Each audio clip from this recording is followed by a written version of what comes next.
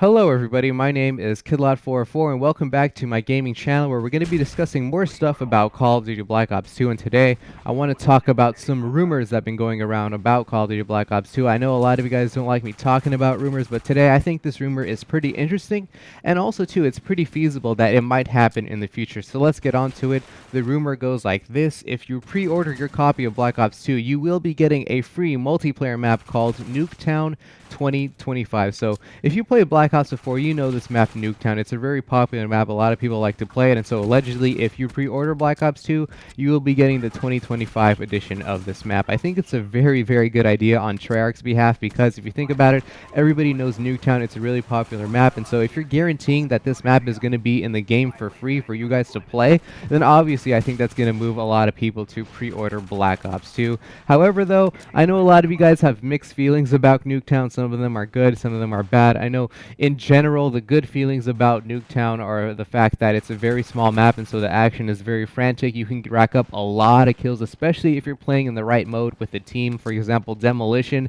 It's very, very easy to spawn trap on Nuketown Demolition, as well as getting Rolling Thunders and Dogs and all that stuff. You can very easy get 100+ kills on that map. And also too, it's a really cool idea. I mean, you got the two houses, you got the dummies, the people that are dummies, like living ordinary lives in their backyard and all that stuff. You got the, you got the gardens in the back. You got all the not the buildings, the cars in the front and all that stuff. So it's a pretty cool idea. It's a very small map. Those are the good things that people say about Nuketown. However, the bad things, and the most obvious bad thing about Nuketown, is the fact that people play it over and over and over and over again. I remember when Black Ops first came out that, remember you could, before the patch, you could actually re-vote for the previous map over and over and over for an unlimited amount of times. I remember people just voting Nuketown over and over and over again. I remember one time playing Nuketown 10 times in a row, and when you play it that many times, it gets really, really boring and frustrating, especially too if you're a video director like me. You don't want all your gameplays on Nuketown, you know what I mean?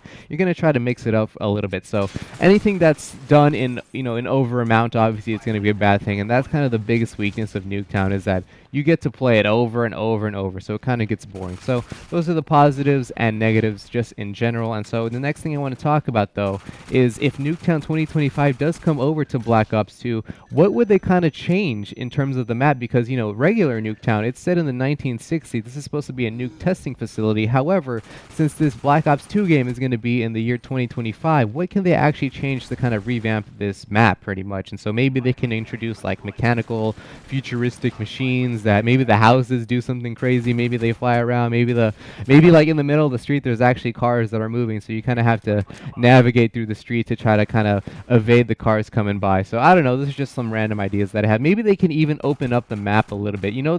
By the Jeep, right? There's like this blocked off place where you can't go throughout the town, so maybe they might even open up the town a little bit more and make it a little more futuristic. I don't know what they actually are going to do for the map though, but it's actually pretty interesting because it kind of alludes to the fact that it's going to be updated by calling it Nuketown 2025 edition. So I'm kind of interested in what they're going to be doing with that map. So hopefully if it does come over to Black Ops 2, we can see how that map plays out. And now I want to talk about the final thing in this commentary, and it's about map sizes. So we all know that Nuketown is considered a small map, and it is a small map. And so I think the developers of Modern Warfare 3 actually took the idea of Nuketown, and for Modern Warfare 3, I think that they wanted to make Nuketown for every single map in the game. And so they kind of had this idea that maps are going to be a little bit smaller, more congested. Firefights are going to be immediate almost. For example, Dome is a kind of map that comes to mind and stuff like that. And so my idea is that you should have a variety of maps, but if you're going to make small maps, you should actually do it the way Nuketown did small maps. I think that map did a small map, the idea of a small map, really, really, really well, because if you think about it, Nuketown is two sides. You got one side, the blue house, and one side, the yellow house, and so you kind of have two fronts in the battlefield. You're always going out from your home base and going to the other side, and if you die, you respawn at your home base. I think that's the best way to actually make a small map, so you actually don't spawn behind people. That really gets annoying in Modern Warfare 3, because I remember Modern Warfare 3, like Dome, for example, you kill somebody, and I guess the game, the map is so small, the game doesn't actually know where to optimally place you. And so since the whole map is a circle, you can actually run around throughout the whole circle and always run behind people. So that kind of gets annoying. If you're going to do a small map like that, I think the best way to do it is like Nuketown. Two fronts, always fighting each other like a classic kind of, medieval war or something like that, where two armies are clashing together. I think that's the best way to do a small map. And so I think that's another, I guess, kudos to Nuketown for being such a good map that way, because there is two fronts. You don't actually spawn behind people. And I think the firefights in there are more fun and more fair than firefights in Modern Warfare 3.